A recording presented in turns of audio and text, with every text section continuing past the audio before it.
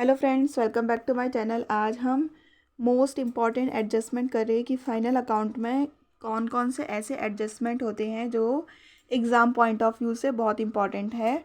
आज हम ये कवर करेंगे और इस वीडियो में हम सिर्फ depreciation, unexpired expenses, outstanding expenses, closing stock और accrued income, income receive in advance, ये सब करेंगे। और ये पूरा पार्ट 1 है, आप पार्ट 1 को अच्छे से देखिए। उसके बाद पार्ट 2 में हम डेटर की एडजस्टमेंट करेंगे, प्रोविज़न, बैड डेप्ट वगैरह।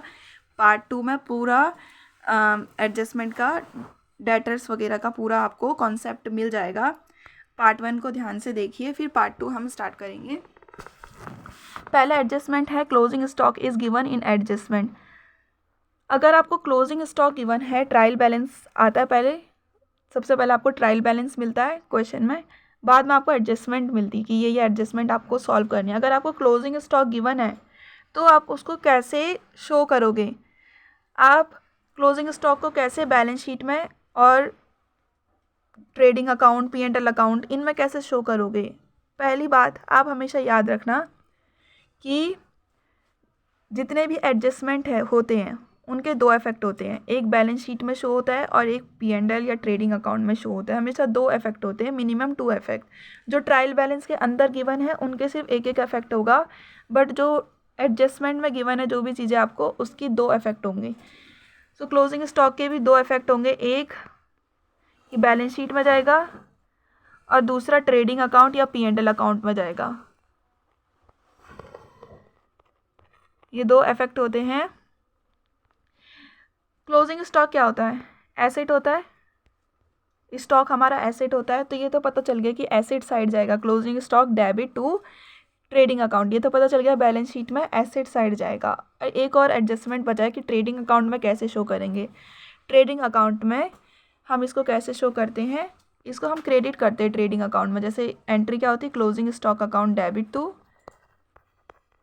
To trading account. तो ट्रेडिंग अकाउंट में क्रेडिट साइड जाएगा और क्लोजिंग स्टॉक डेबिट साइड जाएगा, बैलेंस शीट के एसेट साइड जाएगा।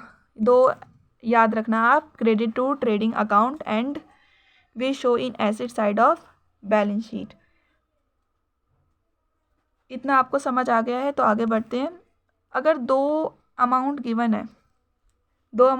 है, मतलब आपको एक कॉस्ट गिवन है और एक मार्केट वैल्यू गिवन है, तो आप कौन सा लोगे? तो कंफ्यूज हो जाओगे आप कि कॉस्ट भी गिवन है, मार्केट वैल्यू जितने में सेल करा है वो भी गिवन है, जितना बनाने की कॉस्ट थी वो भी गिवन है।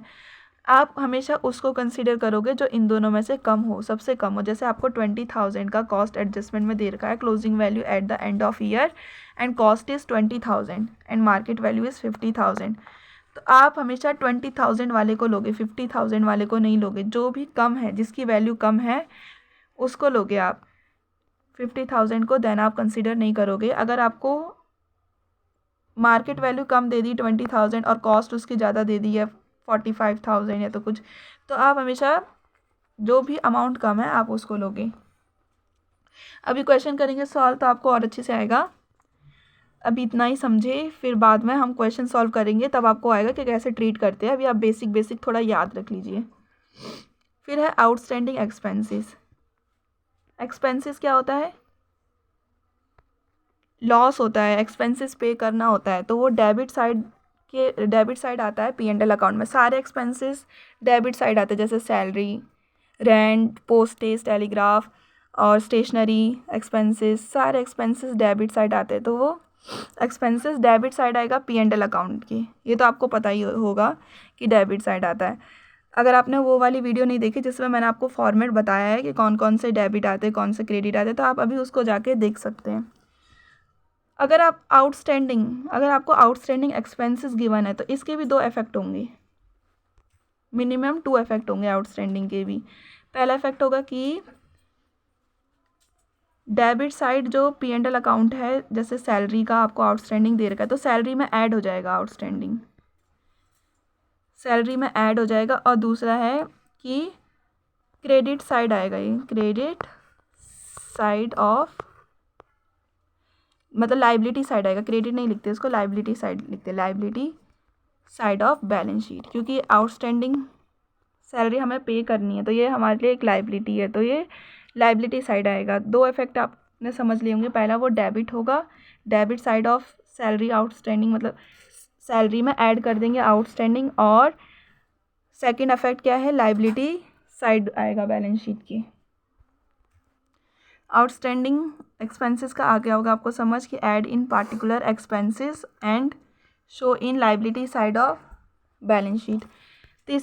तीसरा एडजस्टमेंट अगर आपको दिया हो, अनएक्सपायर्ड एक्सपेंसेस और एक्सपेंसेस पेड इन एडवांस, ऐसा एक्सपेंसेस जो आपने एडवांस में पे कर दिया है, आपने दूसरे साल का पे कर दिया है, इसके क्या क्या इफेक्ट होंगे, दो इफेक्ट होंगे इसके भी।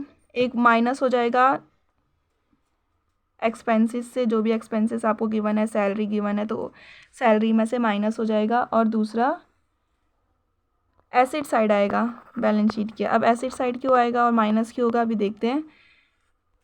ऐसा एक्सपेंसेस जो आपने पे कर दिया बट पे नहीं करना चाहिए, एक्चुअल एक्सपेंसेस आपके ज़्यादा बढ़ गए हैं, उस एक्सपेंसेस को कम करते हैं आप। P&L अकाउंट में डेबिट साइड जो एक्सपेंसेस होते हैं उसमें से माइनस करते हैं। इतना आपको पे नहीं करना था पर आपने पे कर दिया है पहले ही, तो उसको माइनस करेंगे एक्चुअल एक्सपेंसेस निकालने के लिए कि एक्चुअल कितने। जैसे पहले आपको आउटस्टैंडिंग दे रखा था, एक्सपेंसेस मेरे 40,000 के हैं पर आउटस्टैंडिंग मेरा 5,000 है,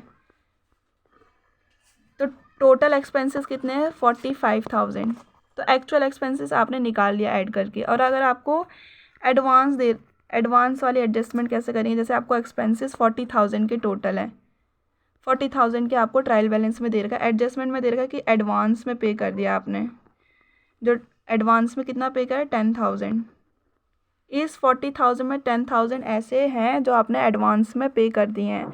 आपको पे कम करना था, आपको पे 30,000 करना था बट 10,000 आपने एडवांस में पे कर दिया। एक्चुअल एक्सपेंसेस कितने के थे 30,000 के, तो ये माइनस हो जाएगा कि आपको सिर्फ इतना ही 30,000 का पे करना था। और एसेट साइड क्यों आता है, क्योंकि आपने ये पे कर दिया है तो अब आपको पे नहीं करना पड़ेगा, इसीलिए वो एसेट साइड आता है।